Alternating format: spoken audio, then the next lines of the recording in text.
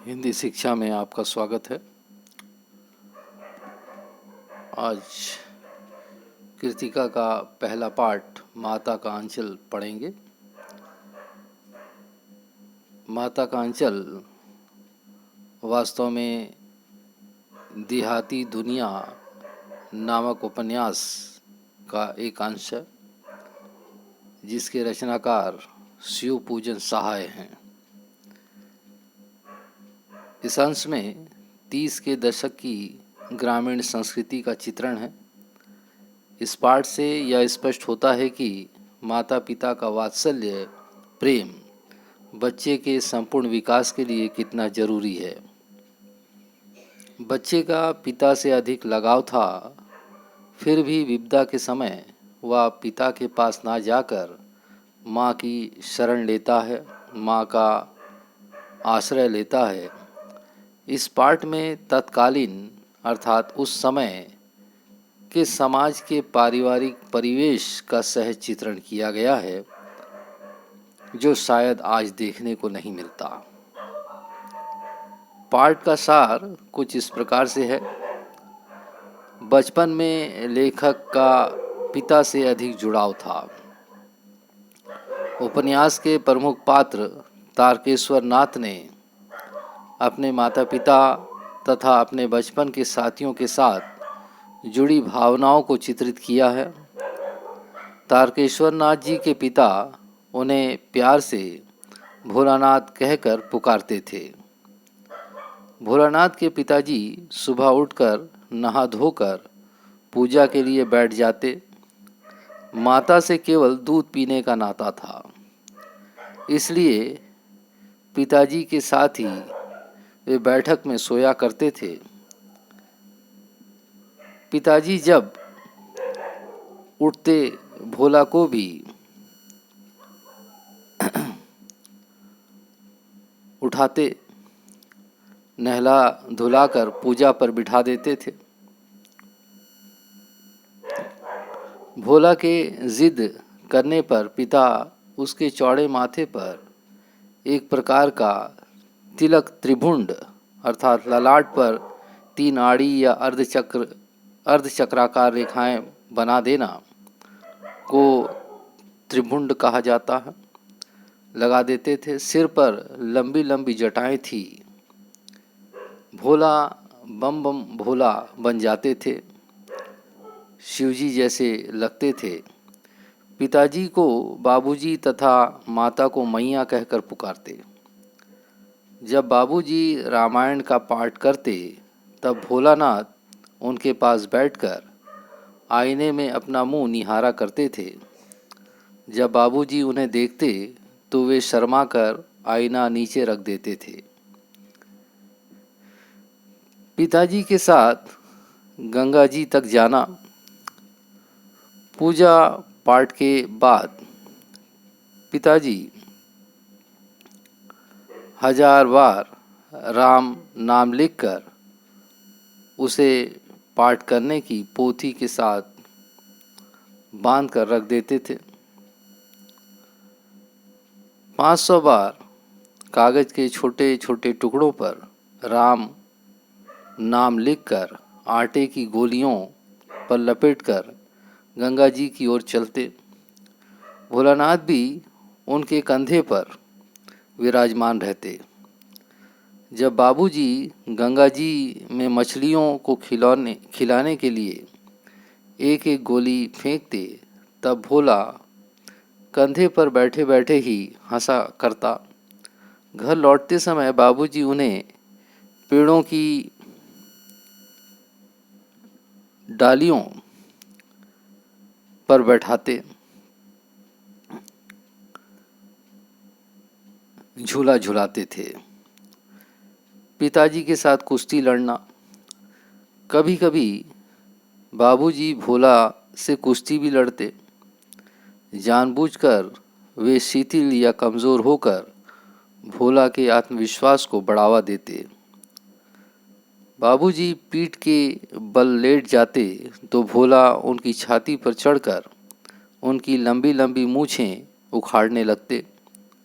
वे हंसते हुए उसके हाथों को चूम लेते थे।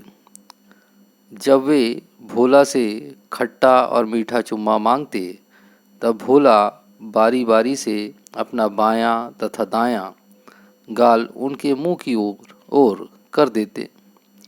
बाएं का खट्टा तथा दाएं का मीठा चुम्मा लेने लगते।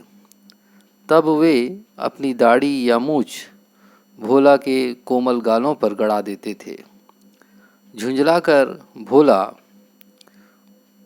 उनकी मूछें नोचने लग जाते थे। बाबूजी बनावटी रोना रोने लगते। तब भोला खिलखिलाकर हंसने लग जाते। माता पिता द्वारा भोलानाथ को खाना खिलाना।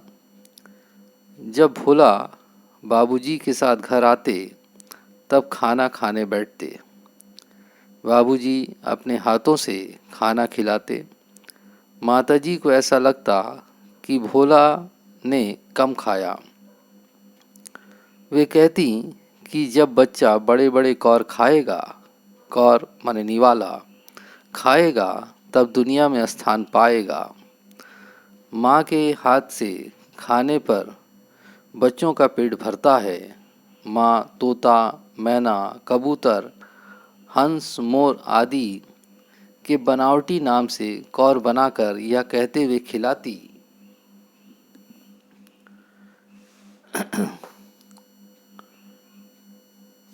यह कहते हुए खिलाती जाती कि जल्दी खा लो, नहीं तो उड़ जाएंगे। माँ को बाल मनोविज्ञान का ज्ञान था शायद, जो उन्हें पक्षियों के नाम ले करके भोजन खिला देती थी। भोला जल्दी खा लेते। खाना खा लेने के बाद भोला को खेलने के लिए भेज दिया जाता। भोला उछल कूद कर लकड़ी का घोड़ा लेकर नंग धड़ंग बाहर गली में निकल जाता। माँ द्वारा भोलानाथ के सिर पर तेल लगाना। जब कभी माँ भोला को जबरदस्ती पकड़कर सिर पर सरसों का तेल डालती, तब वे रोने लगते। बाबूजी माँ पर बिगड़ते, पर वे सिर को तेल से सराबोर करके ही छोड़ती। काजल की बिंदी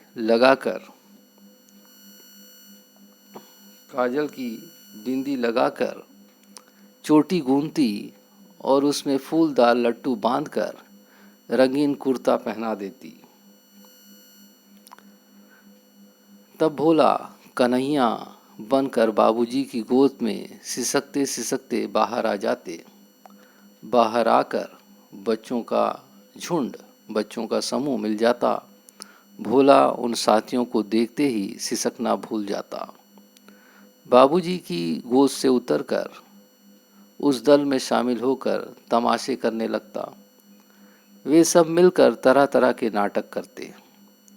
भोलानाथ अपने साथियों को देख करके सारा रोना भूल जाता और खेलने लगता।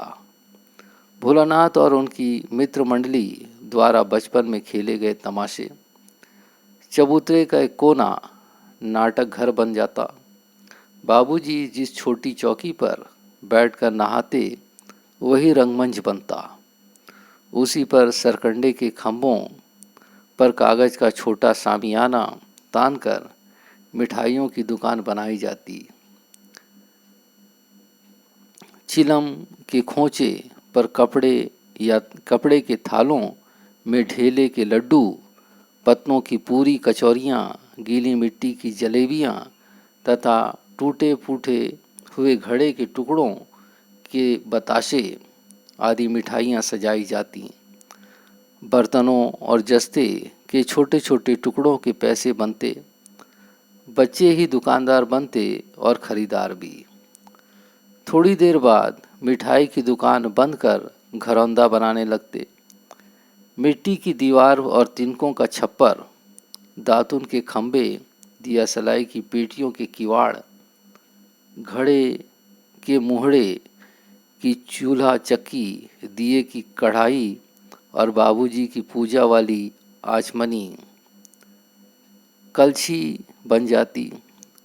पानी के घी, मिट्टी का आटा और बालू की चीनी से वे बच्चे दावत तैयार करते तथा वे ही दावत खाने बैठते। जब बच्चे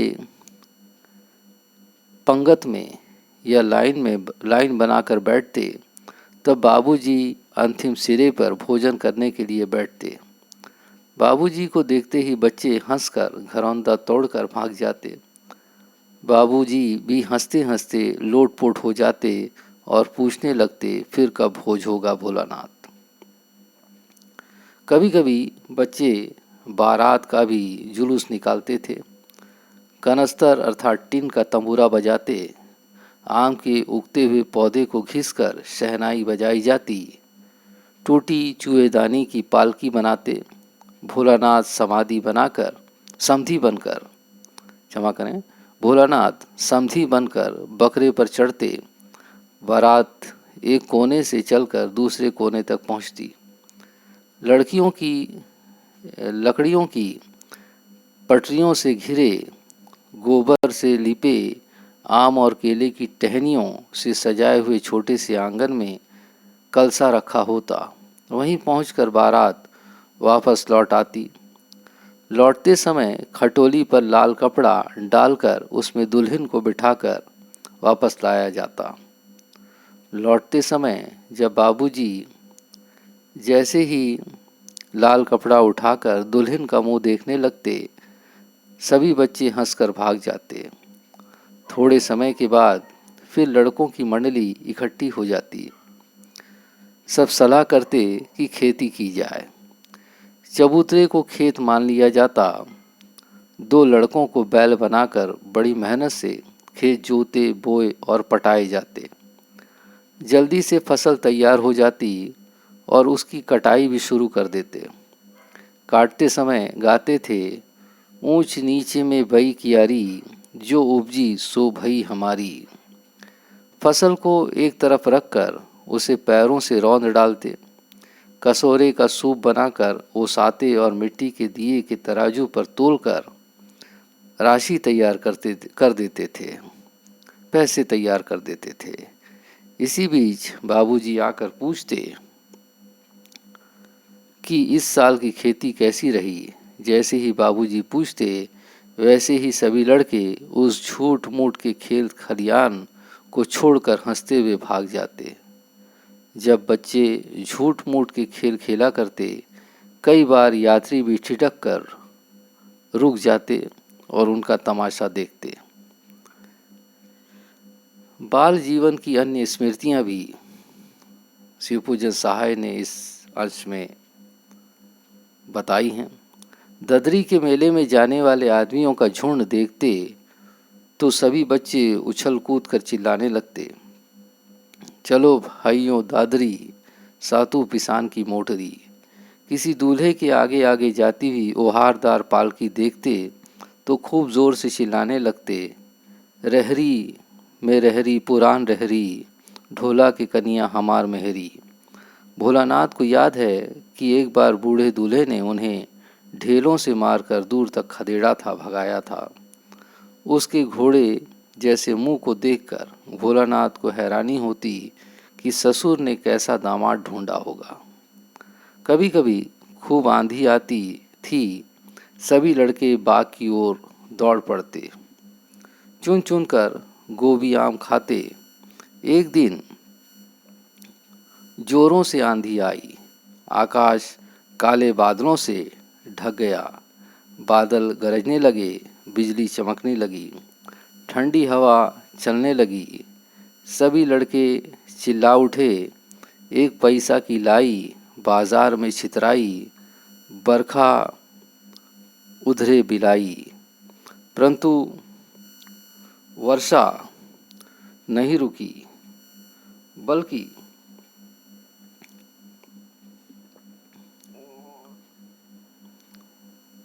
और तेज हो गई। सभी लड़के पेड़ की जड़ से तने से चिपक कर खड़े हो गए।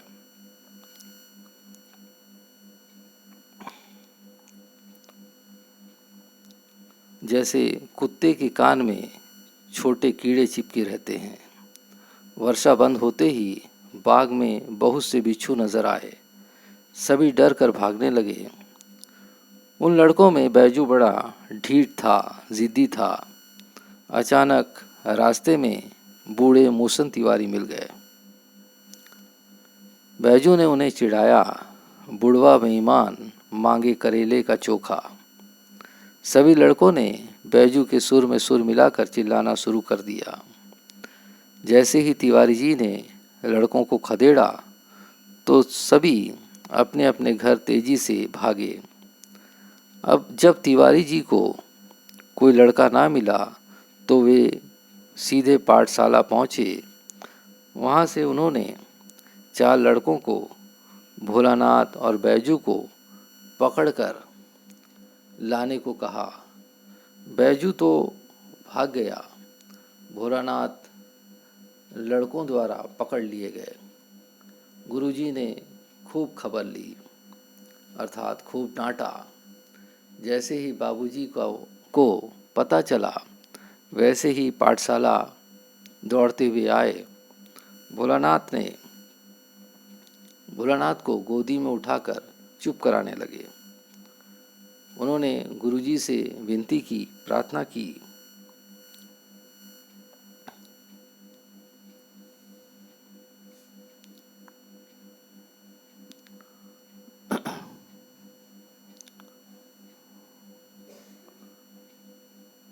और भोलानाथ को घर ले आए। रास्ते में लड़कों का झुंड मिला जो जोर से गा